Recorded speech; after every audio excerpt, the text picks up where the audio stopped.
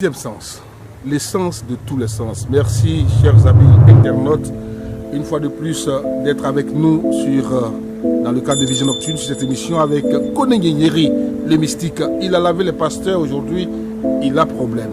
Nyenyeri a problème avec les pasteurs. Pourquoi a-t-il dévoilé le secret des pasteurs? Avec lui, nous allons en savoir davantage sur cette question. Kone Nyenyeri, le mystique. De quoi s'agit-il? Vous parlez de quoi quand les pasteurs viennent vous voir? Vous qui n'avez rien à voir avec eux, qui êtes, je ne dirais pas féticheur, mais vous êtes mystique. Et les pasteurs dénoncent, décrivent même les mystiques. De quoi parlez-vous quand ils viennent vous voir? C'est ce que je vous ai dit tout à l'heure. Je ne peux pas m'asseoir avec un pasteur pour faire un débat. Parce que je connais près de 500 pasteurs.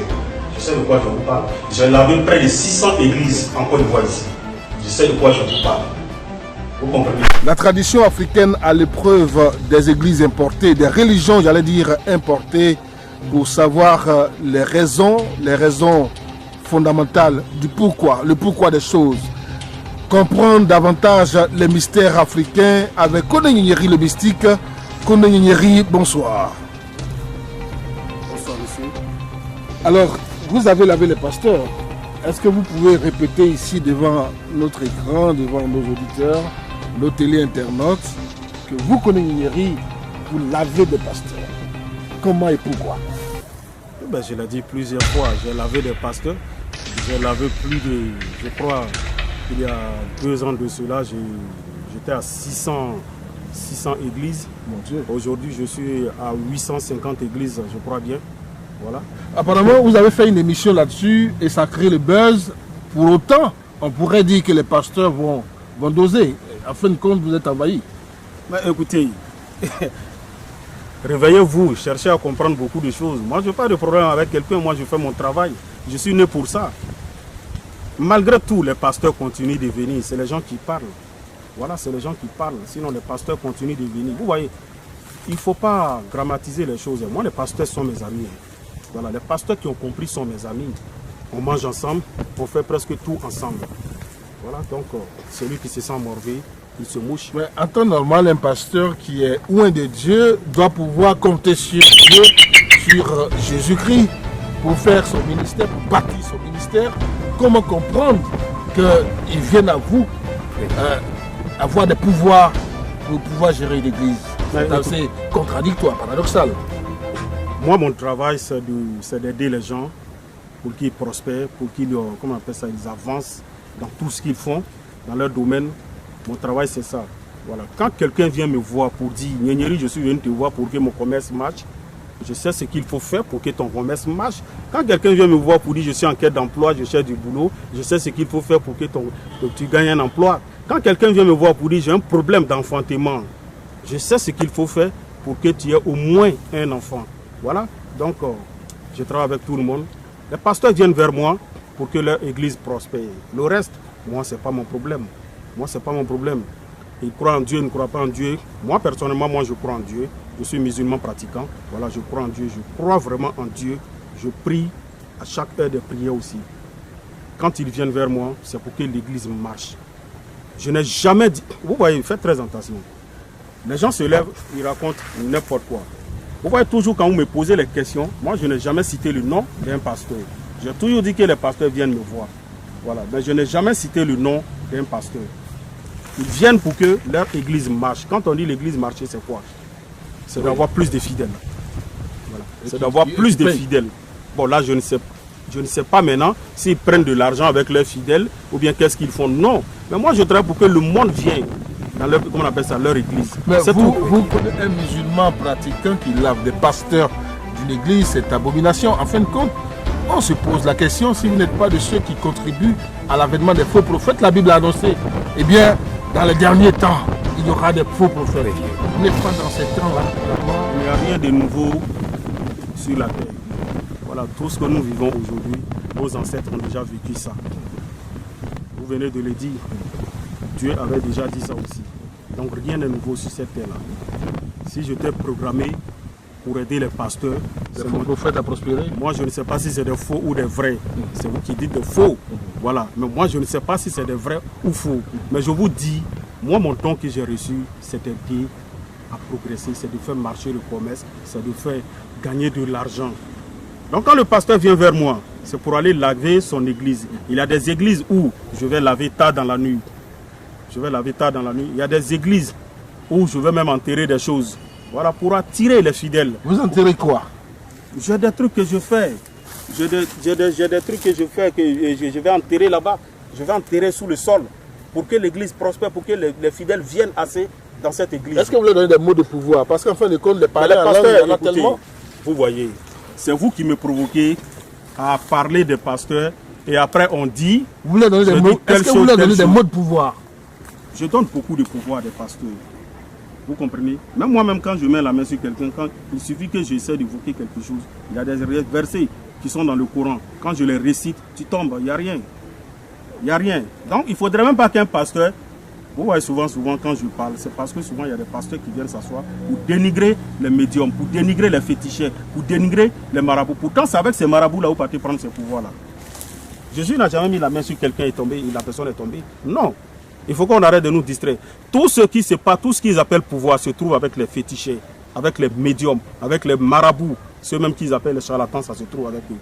Donc ils arrêtent de distraire le monde. Avec moi, il n'y a pas de débat avec un pasteur.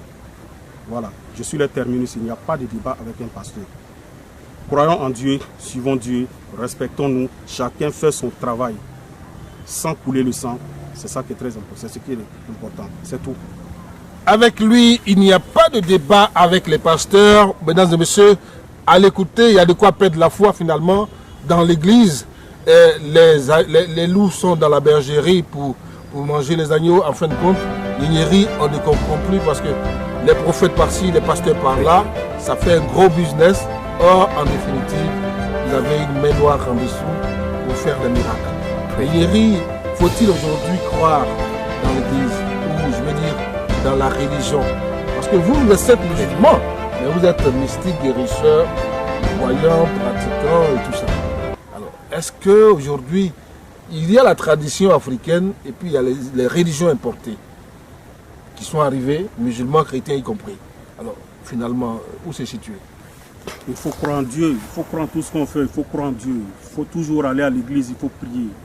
Hein? Il faut prier, il faut aller à la mosquée, il faut prier, il faut croire. Maintenant, le pasteur qui fait le mal, ça n'engage que lui, c'est entre lui et Dieu. Mais seulement quand lui prêche, il vous dit, Dieu dit de ne pas faire ça, Dieu dit de ne pas faire ça. Ne faites pas. C'est la vérité qu'il vous dit. Faites ce que je dis, ne faites pas ce que je fais. Maintenant, ce que lui il a fait pour que vous veniez à l'église, ça n'engage que lui. Ça, c'est entre lui et Dieu. Dieu même dit de ne pas juger. Ne jugeons pas et nous ne serons pas jugés aussi. Chacun de nous a une mission à accomplir sur cette terre. Tant que tu n'as pas compris ça, tu vas te mettre à dénigrer l'autre. Moi, j'ai ma mission. Je fais mon travail, ça vaut déjà 25 ans que je suis médium. Donc peut-être que c'est le chemin que Dieu avait tracé pour moi. Donc, si quelqu'un vient, il veut me critiquer, il veut parler mal de moi, ça c'est son problème, moi c'est pas mon problème. Au contraire, les gens continuent de croire en moi, les gens continuent de venir me voir. D'autres pasteurs parlent, d'autres pasteurs viennent me voir. Je vous l'ai dit tout à l'heure, les pasteurs sont mes amis. J'ai près de 150 pasteurs qui sont mes amis. Vous n'êtes pas menacé par d'autres pasteurs, par exemple? Oui, quand vous entendez, quand on dit menacé, c'est... Quand quelqu'un dit je suis menacé, c'est que lui-même il a peur. C'est ça. Donc si je t'ai menacé, c'est des menaces qu'il lance en l'air comme ça. Voilà, ça c'est le problème. Mais quand tu viens dire je suis menacé, c'est que tu as peur. Bien sûr. Donc je ne me sens pas menacé. C'est des enfants qui s'amusent. C'est des enfants qui tapent, qui chantent et qui dansent. C'est des plaisantins, ils s'amusent. Donc je ne suis pas menacé. Ils parlent comme ça, c'est des paroles en l'air. Sinon ils ne peuvent rien contre le médium Koné Nyenyeri. Je suis déjà protégé depuis le ventre de ma maman. Je suis encore protégé. Écoutez, moi j'ai 7 génies à ma disposition. Donc faites très attention. Chacun des génies a un rôle bien précis. Chaque génie a un rôle, a une mission à accomplir. Donc laissez-moi aider et ouvrir les yeux de ceux qui n'ont pas encore compris. Laissez-moi, c'est ma mission, je dois l'accomplir. C'est sa mission, il doit l'accomplir et il l'accomplit très bien d'ailleurs.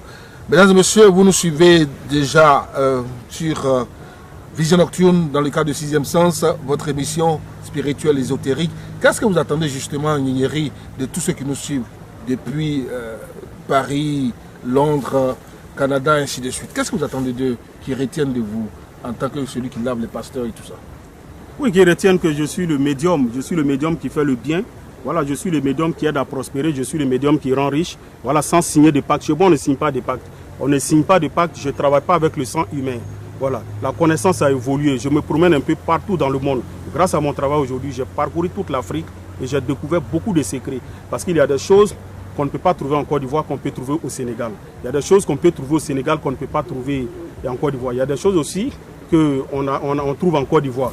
Vous voyez, donc je promène un peu tout le continent africain pour pouvoir faire des recherches aussi. Je fais des recherches, j'ai découvert des remèdes pour guérir le sida. Avant, je guérissais le VIH en 6 mois. Aujourd'hui, je guéris le VIH en 40 jours. Vous voyez, donc c'est des recherches que je fais. C'est pour dire aux gens de ne pas s'amuser, de ne pas penser que je suis un plaisanteur. Moi, je ne suis pas un plaisanteur.